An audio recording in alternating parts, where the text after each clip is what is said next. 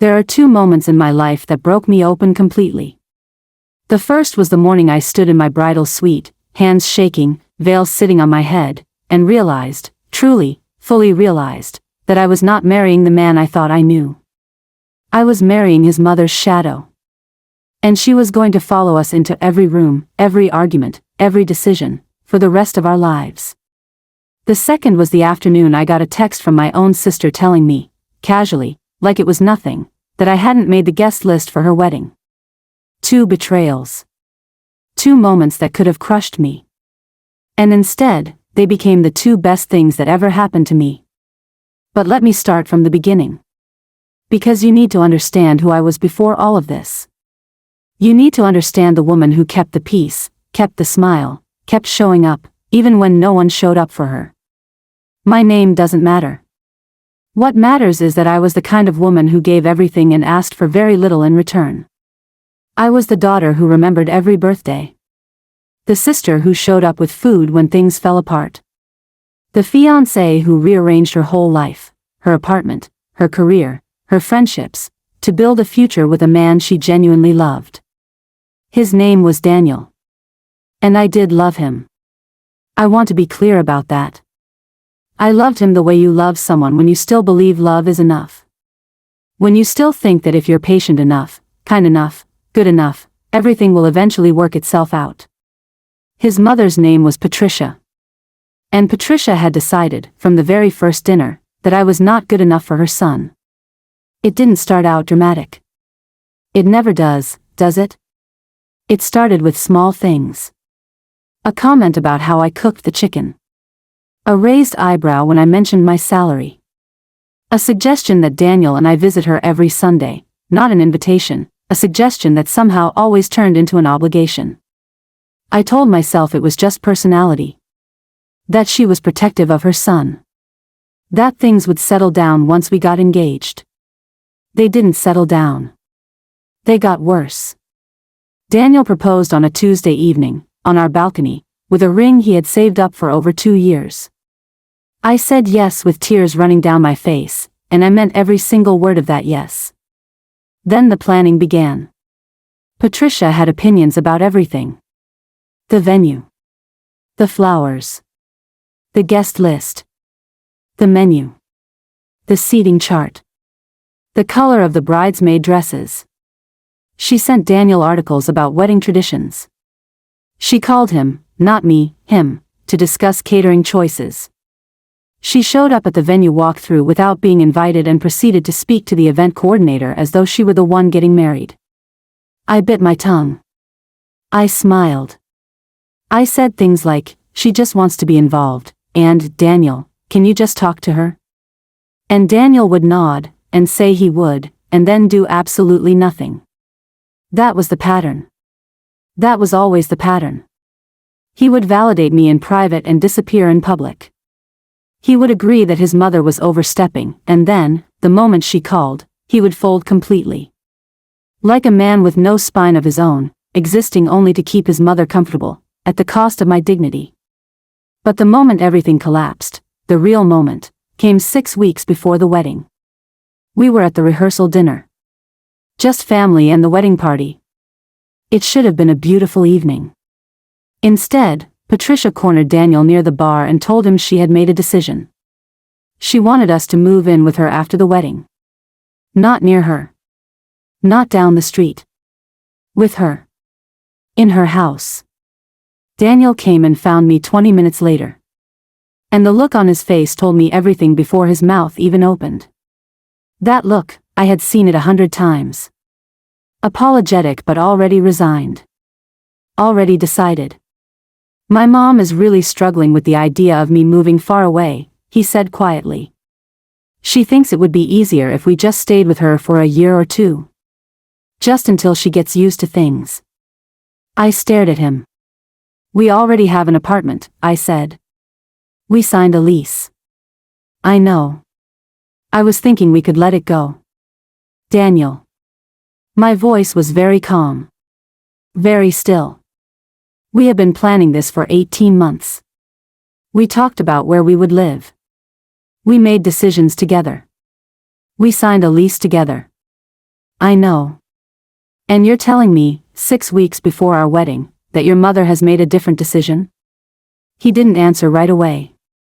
And that silence, that long, telling silence, was louder than anything he could have said.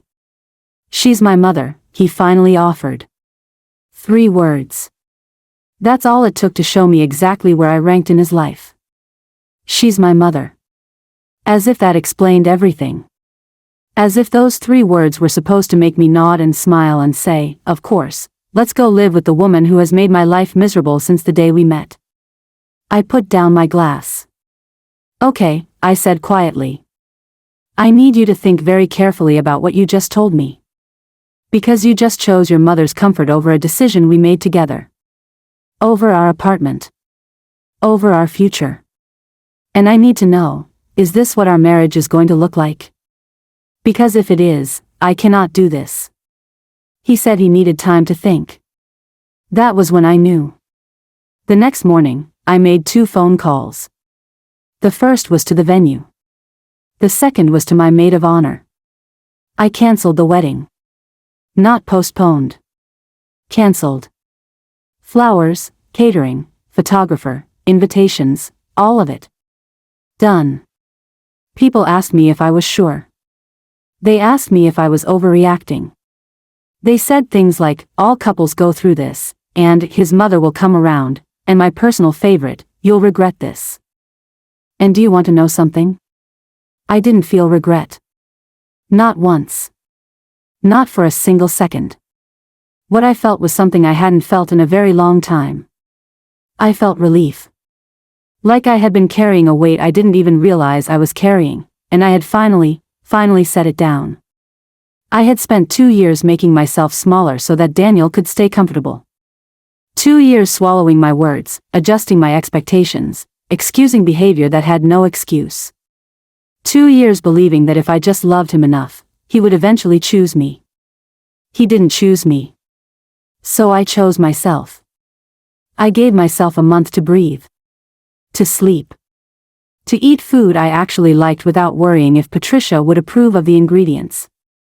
To sit in my own apartment, alone and quiet, and just exist without managing anyone else's feelings. And then my sister called. Her name is Rebecca. And I should tell you, Rebecca and I have always had a complicated relationship.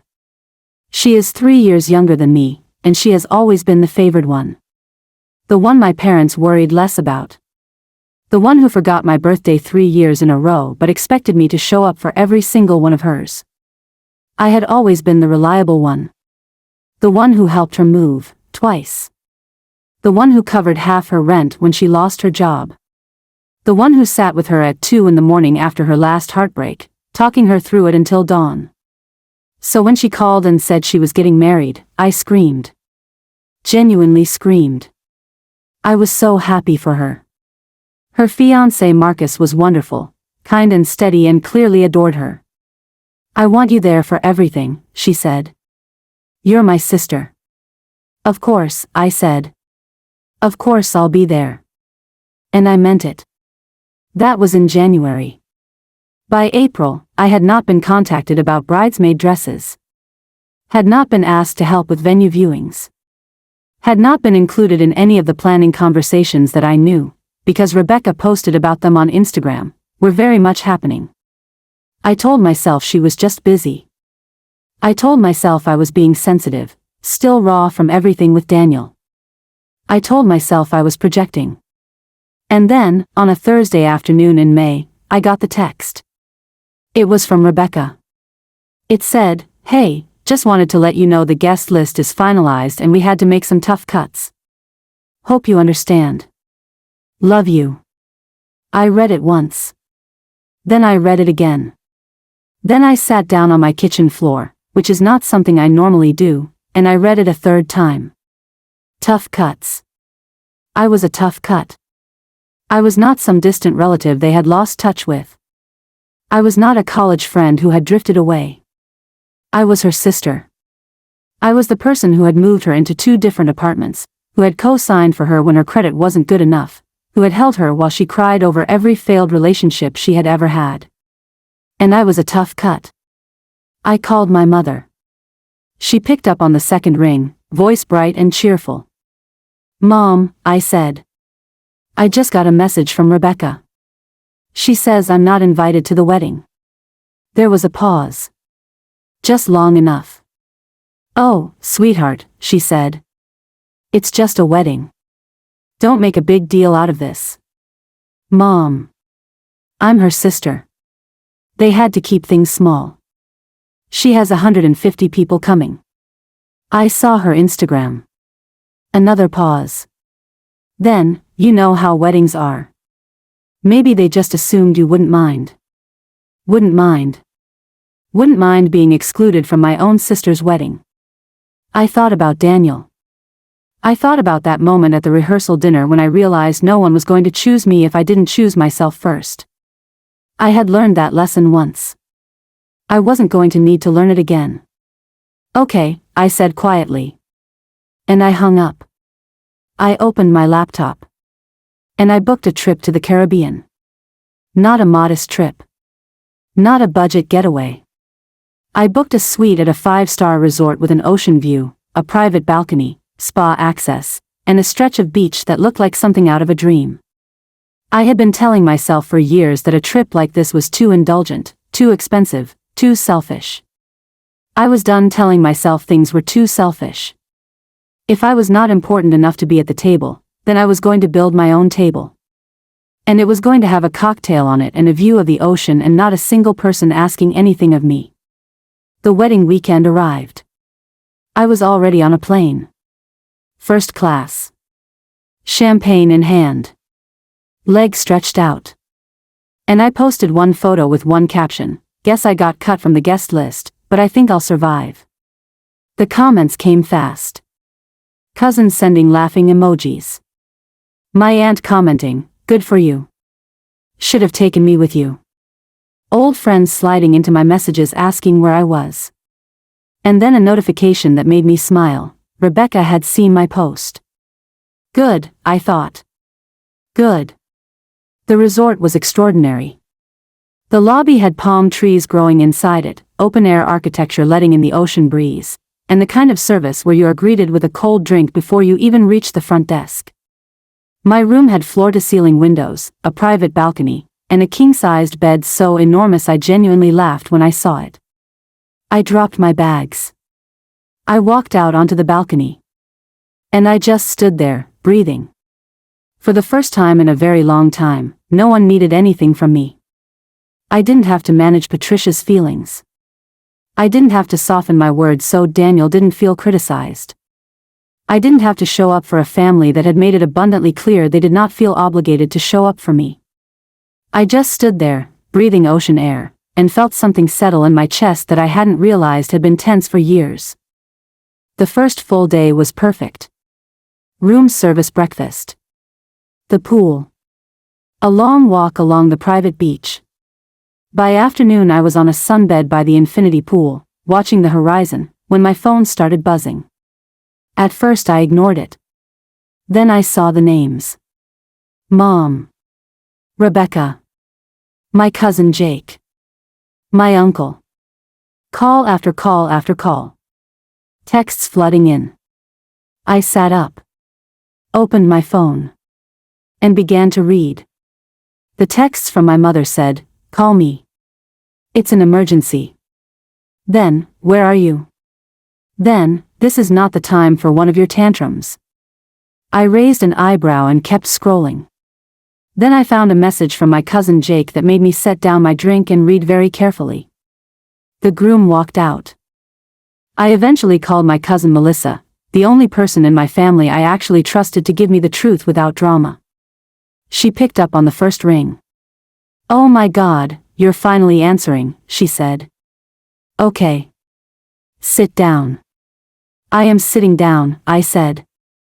"I'm at a resort in the Caribbean." She laughed. "Of course you are." Okay, so during the reception, Rebecca and Marcus had this massive argument. Nobody knows exactly what about, but it was loud and ugly. And then he just left. Walked straight out of the venue. Got in his car and drove away. I said nothing. Melissa continued, and then your mom and Aunt Lisa started fighting because Aunt Lisa said the whole thing could have been avoided if you had been there. Because apparently everyone knows you're the one who keeps things together when Rebecca spirals. That if you were there, you would have calmed things down. I laughed then. Actually laughed, out loud, on my private balcony overlooking the Caribbean Sea. So, I said slowly, the family that decided I was a tough cut is now saying things might have gone differently if I had been included. Exactly, Melissa said. And then your grandma got involved and told Rebecca in front of everyone that she brought this on herself because she disrespected her family by not inviting her own sister. I leaned back in my chair and looked at the ocean. It sparkled. It was completely indifferent to all of this. I loved it. You know what the best part is? I said. I genuinely don't care. Melissa laughed until she cried. Good for you. You absolutely deserve this vacation. My phone exploded after that. Rebecca texted, answer your phone please. I need you. My mother called 4 times and left a voicemail that said, this is not the time for your attitude. Your sister is devastated. You need to come home. I listened to that voicemail. Then I deleted it. Because here is what I had learned, what both of these experiences had burned into me, deeply and permanently. The people who exclude you when they don't need you will always come looking for you the moment things fall apart. And when they do, they don't come with apologies. They come with urgency. They come with guilt. They come with language that makes their crisis into your responsibility. Daniel had called me twice the week after I canceled the wedding. Not to take back what he said. Not to tell me he had stood up to his mother. To tell me that his mother was devastated and ask if we could talk. His mother was devastated. Not him. Not about losing me. His mother. Still. And now Rebecca wasn't calling me because she was sorry. She was calling because she needed me to fix something. Because that is what I had always done. Shown up. Smoothed things over. Made myself useful and then made myself invisible. Not anymore. I typed one message back to Rebecca, sorry. I'm a little busy enjoying my overreaction. And then I blocked her number. I blocked my mother's number. I turned my phone to do not disturb, waved over the poolside server, and ordered another drink. The next morning I woke up to the sound of the ocean. Not to an alarm. Not to someone else's emergency. Not to a message asking something of me. Just the ocean. Just light coming through the curtains. Just the smell of salt and warm air. I ordered room service. I sat on my balcony in a robe and ate fluffy pancakes and drank coffee that was so good it genuinely ruined other coffee for me. And I thought about everything. I thought about Patricia and the years I had spent trying to win her approval, not realizing that her approval was never actually on the table. That some people have already decided before you even walk in the room, and no amount of kindness or patience or effort is going to change that verdict. I thought about Daniel and his silence at the rehearsal dinner. And I thought about how even now, part of me wanted to believe he had simply been afraid. But I had stopped letting love be an excuse for cowardice a long time ago. Weakness is not something that happens to you. It is something you choose, again and again, every time you refuse to be brave for the person you claim to love. I thought about Rebecca. About all the times I had driven across town to help her move furniture. All the phone calls I had answered at midnight. All the times I had made her problems my problems without being asked. And I thought about how she had typed that text, tough cuts, and sent it without, apparently, a moment's hesitation. Because she had known, on some level, that I would absorb it. That I would be upset but I would eventually show up anyway. She had banked on that. And this time, she was wrong. That afternoon, I made a decision. I extended my trip by a week. Just like that. A few clicks. One more week of ocean and room service and nobody's crisis to manage. People ask me sometimes, even now, if I regret how I handled things. If I was too harsh. If I should have answered Rebecca's calls. If I should have given Daniel another chance. And I understand why they ask. We are raised, especially as women, to believe that forgiveness is always the noble choice. That keeping the peace is more important than keeping our dignity. That family is family no matter what, and you show up because that's what good people do. But here is what I know now, standing on the other side of all of it, walking away is not the same as giving up. Setting a boundary is not the same as being cold. And protecting yourself is not selfishness. It is survival. I did not cancel that wedding out of spite. I canceled it because I finally understood that no amount of love can compensate for a partner who consistently chooses his mother's comfort over your dignity. I did not book that vacation out of pettiness. I booked it because I had been a reliable, present, generous sister for years, and when the moment came, I was dismissed without a second thought. The hardest lesson I have ever learned is also the most important one: your presence is a gift. And you get to decide who receives it. Rebecca and Marcus eventually reconciled, I heard later. They had a small, quiet ceremony a few months after. I was not invited. And when Melissa told me, I felt nothing. Not hurt. Not angry. Just nothing. Because I had already grieved that relationship on the flight over the Atlantic, and by the time I landed, I had left the grief somewhere in the clouds. Daniel sent a long email months later, telling me his mother had come around. That he had set some boundaries. That he missed me. It was a very sincere email. I believed that he meant it. I also believed that I deserved someone who chose me not because I was gone, but because they saw me clearly and chose me anyway, before the alarm bells, before the regret, before the fallout. I wrote back a short, kind reply wishing him well. And I meant that too. Here is what I want you to take from all of this: if any part of this story feels familiar, you are allowed to leave. You are allowed to stop performing loyalty for people who have never performed it for you. You are allowed to cancel the wedding.